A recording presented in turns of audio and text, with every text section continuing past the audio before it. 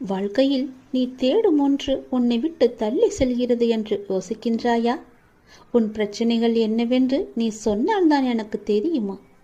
உனக்குள்ளேதான் நான் இருக்கின்றேனே. நான் உன் அருகிலேயே தான் இருக்கின்றேன். நான் உன் கண்களுக்கு புலப்படவில்லையா? என்னை நீ மறந்து விட்டாய், உதாசீனப்படுத்தி விட்டாய் என்று நான் கூறவில்லை. என்னை நீ மறந்து விட்டாய் என்றுதான் கூறுகிறேன். ஏனென்றால் அந்த மாயை என்ற வலைக்குள் நீ சிக்கிக் கொண்டு விட்டாய். அதனால்தான் நான் உன் கண்களுக்கு தெரியாமல் இருந்து கொண்டிருக்கிறேன்.